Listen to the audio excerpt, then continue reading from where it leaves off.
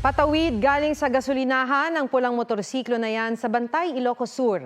Maya-maya tumilapo ng motorsiklo kasama ng isa pang motor. Hindi na nahagip ng CCTV pero bago nito sumemplang pala ang pulang motorsiklo at tumama sa isa pang rider.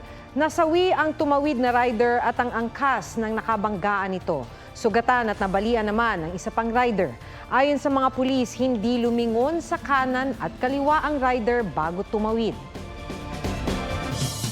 Isa ang nasawi sa insidente ng pamamaril sa EDSA Ayala Tunnel kaninang hapon. Ang biktima, pinaputukan daw ng sakay ng kotseng nakagit-gitan niya. May report si Mark Salazar. Bandang alas 2 ng hapon nang araruhin ng puting multipurpose vehicle ang ilang motorsiklo sa EDSA Ayala Tunnel southbound. Sa investigasyon, nawala ng kontrol ang sasakyan matapos barilin ng driver nito ng isang sakay ng itim na kotseng nakagit-gitan niya. Mapunta na sila malapit dito sa may tunnel. Biglang nagpaputok po itong mga tao na nakasakay sa itim na Mercedes-Benz. Natamaan po yung likod ng right side nitong Innova White. Tamaan yung likod niya at iyon po yung sanhi ng kanyang pagkamatay. Tinatayang nasa 40 hanggang 50 years old ang nasawing driver. Tumakas ang gunman. May kasamang babae at bata ang driver. Nakita ko si ate, hawak-hawak niya si baby, humihingi ng tulong. Di pa ako nakakalapit kay ate, binangga na po kami nung Innova na yan. Tapos nakita ko po yung Innova na mayroon pong sakay na may tama na po. Hindi ko po alam kung saan po yung tama niya. Hindi pa malinaw ang motibo sa pamamaril. Inabot naman ng mahigit 10 kilometro ang trapiko mula Ayala hanggang Santolan dahil kailangan pang iproseso ang crime scene. Mark Salazar, nagbabalita para sa GMA Integrated News. Pinatawan ng Office of the Ombudsman ng 6 na buwang preventive suspension si Bohol Governor Aris Aumentado at 68 pang opisyal ng lalawigan. Kaugnayan sa kontrobersyal na Captain's Peak Resort na itinayo sa Chocolate Hills. Kasama sa mga nasuspinde ang ilang regional directors, department heads, mayor at mga punong barangay. Sa ulat ng Super Radyo DZBB, sinabi ng Ombudsman na ang suspensyon ay para bigyang daan ang investigasyon at matiyak na walang magagalaw sa mga dokumento at ebidensya. Iginiit naman ng legal officer at spokesperson ni Aumentado na wala silang kaugnayan sa itinayong resort. Wala pang pahayag ang iba pang pinatawan ng suspensyon. Nasawi ang isang senior citizen matapos pumailalim sa nakabangga sa kanyang armored van sa Quezon City. Nahuli cam sa CCTV kung paano nahagip ng sasakyan ang matandang sakay ng bisikleta. Base sa investigasyon, nakaladkad pa siya ng 5 metro. Ayon sa driver, hindi niya napansin ang biktima. Napahinto lang daw siya nang senyasan siya ng isang empleyado sa gasolinahan. Sasampahan siya ng nilagdaan sa unang araw ng 2-day state visit ni Pangulong Bongbong Marcos sa Brunei ang ilang kasunduan para sa kooperasyon ng Pilipinas at Brunei sa iba't ibang sektor. Nakipagkita rin ang Pangulo sa mga Pilipino roon. Live mula sa Brunei, may report si Sandra Aguinaldo. Sandra? Maki, sa unang state visit nga ni Pangulong Marcos dito sa Brunei ay tumutok ang kanyang bilateral meeting kasama itong si Sultan Hassan Al Bolkiah sa pagpapatibay ng kooperasyon ng Pilipinas at Brunei kaugnay sa turismo, agrikultura at ekonomiya.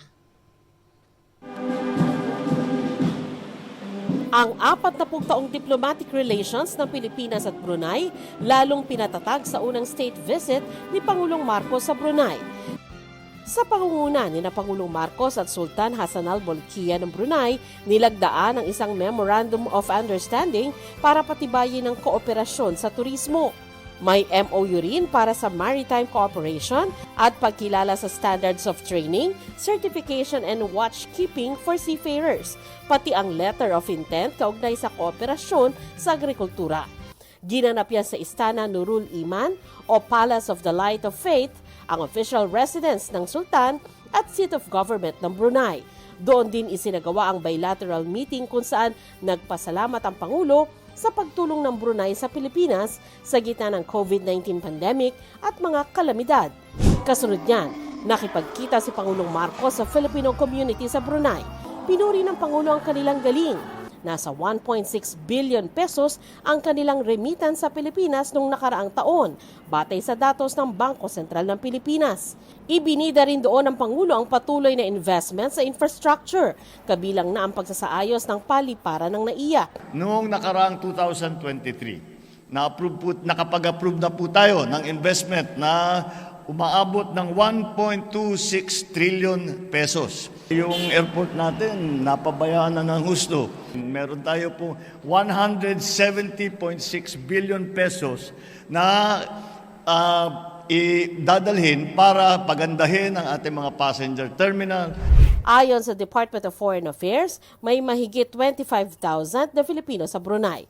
Sabi ng ilang Pilipinong dumalo sa pagtitipon kasama ang Pangulo, maganda ang kalagayan nila sa Brunei dahil bukod sa maganda ang sahod, tahimik daw ang buhay nila. Nakakaipon dito. Hindi basta makakabili ng mga inumin, bawal, walang mga nightlife. Kamusta ang sweldo? Mas mataas. Ano, doble, ganyan? More than.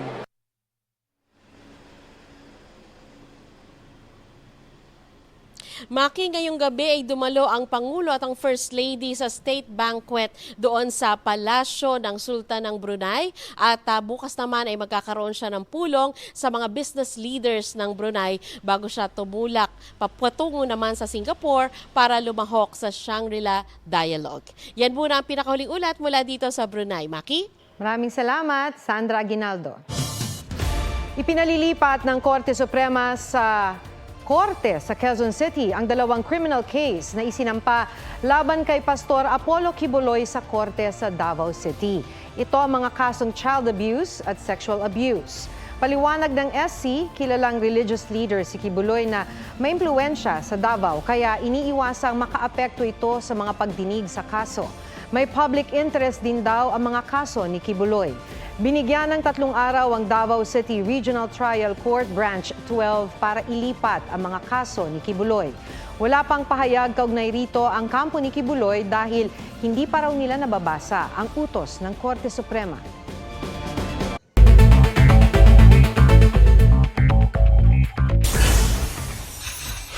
Presyo ng mga gulay Tagalog tumaas kasunod ng pananalasa ng bagyong Aghon. Nagmahal naman ang farm gate price ng baboy dahil sa patuloy na epekto ng African swine fever. Dialysis package na sagot ng PhilHealth na nagkakahalaga ng 2,600 pesos kada session, pinag-aaralang doble hit. Sakaling aprubahan ng PhilHealth Board ang pagtataas sa dialysis package, ang mga rehistrado sa National Kidney and Transplant Institute ang pwedeng mag-avail. Ilang alagang kalabaw at baka sa Aklan nangayayat na dahil sa epekto ng El Nino. Karamihan kasi ng mga lupa roon natutuyo na kaya walang makaing damo ang mga hayop. Bernadette Reyes, nagbabalita para sa GMA Integrated News.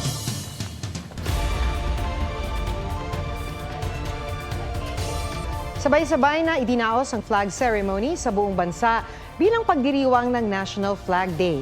Sa Rizal Park sa Maynila, itinaas ang watawat ng Pilipinas sa pangunguna ng Armed Forces of the Philippines at Philippine Coast Guard.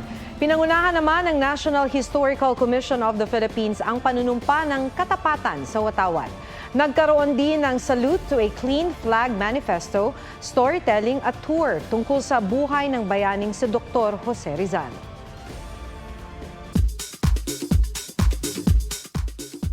Queen of Tears star Kim Ji-woon, first time bibisita sa Pilipinas para ma-meet ang Pinoy fans sa Agosto.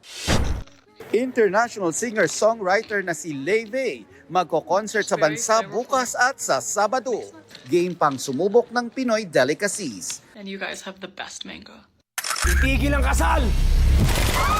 Pag-iisang dibdib ng mga karakter ni na Ara San Agustin at Mateo Guidicelli sa Black Rider magiging madugo.